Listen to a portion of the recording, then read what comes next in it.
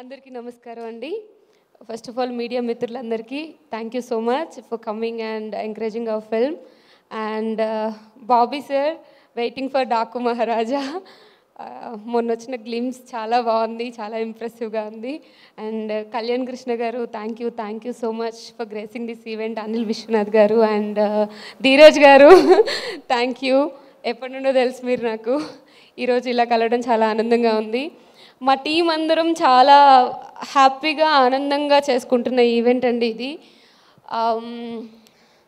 చాలా డేస్ నుండి వెయిట్ చేస్తున్నాం ఇలాంటి ఒక మూమెంట్ కోసం. శ్రీకాకుళం షెర్లాక్ హోమ్స్ నా కెరియర్లో నాకు చాలా మంచి పేరు ఇచ్చే సినిమా. సో నేనైతే ఎప్పటి నుండో చాలా ఈగర్గా వెయిట్ చేస్తున్నాను. సో ఇంకో 2 డేస్లో రిలీజ్ అవ్వబోతుంది. I'm so happy. మోహన్ గారు, థ్యాంక్ యూ సో మచ్. నన్ను నమ్మి ఇంత మంచి రోల్ ఇచ్చారు. అసలు నాకు తెలిసి నేనే అనుకోలేదు అలా ఒక మంచి రోల్లో చూసుకుంటాను అని, అంటే ఇలాంటి కైండ్ ఆఫ్ రోల్స్లో. So thank you so much Mohan garu. And మా ప్రొడ్యూసర్ వెన్నపూసి రమణారెడ్డి గారికి ఆల్ ది బెస్ట్. ఫుల్ డబ్బులు వచ్చేసేయాలి మీకు ఈ సినిమాతో. అండ్ వంశీ నందిపాటి గారు, థ్యాంక్ యూ. మీ యాడింగ్ వల్ల ఈ సినిమాకి చాలా పెద్ద ఫెచింగ్ అయింది. అసలు ఈ సినిమా మీద ఎంతోమందికి నమ్మకం పెరిగింది. Thank you so much.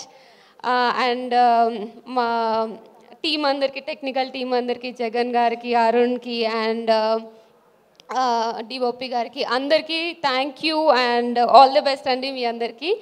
So Srikakulam Sherlock Holmes అనే సినిమా నేను ఎప్పటి నుండో చెప్తున్నట్టు ఒక సిచ్యువేషన్ జరిగితే డిఫరెంట్ పీపుల్కి అది ఎలా కనిపిస్తుందని, అంటే డిఫరెంట్ పర్స్పెక్టివ్లో ఒక్కొక్కళ్ళ పాయింట్ ఆఫ్ వ్యూలో నడిచే స్టోరీ.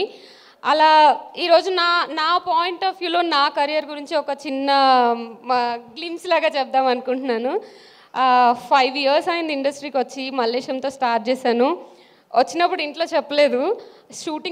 షూటింగ్ అయిపోయిన తర్వాత ఓకే రిలీజ్ అవుతుంది అన్న టైంలో ఒక 2 months ముందు చెప్పాను ఇలా చేస్తున్నాను సినిమా అని చెప్పేసి.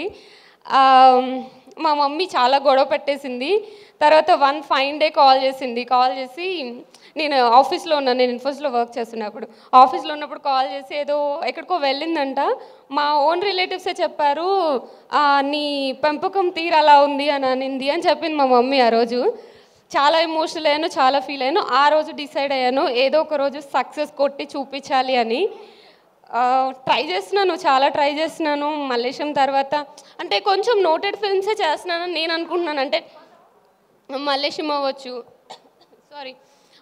అవ్వచ్చు, ప్లేబ్యాక్ అవ్వచ్చు, వకీల్ సాబ్ అవ్వచ్చు, ఆర్ తంత్ర, పొట్టేలు, ఇప్పుడు వస్తున్న శ్రీకాకుళం షెర్లాక్ హోమ్స్, అన్ని ఫిల్మ్స్లోనూ నా 100% నేను ఇస్తున్నాను. ఒక మంచి కథను ఎంచుకొని ఆ కథకు తగ్గట్టుగా షూటింగ్లో ఆ క్యారెక్టరైజేషన్ ఎలా పట్టుకోవాలో తెలుసుకొని దాని తర్వాత ప్రమోషన్స్కి నా 100% మోర్ దెన్ నా 100% ఇచ్చి ట్రై చేస్తున్నాను. ఎందుకు వర్కౌట్ అవ్వట్లేదని చాలామంది అడుగుతున్నారు. I don't know, but I hope ఈ సినిమాతో అదంతా పోయి ఒక మంచి సక్సెస్ఫుల్ యాక్టర్గా ఒక సక్సెస్ మీట్లో కలుద్దామని అనుకుంటున్నాను.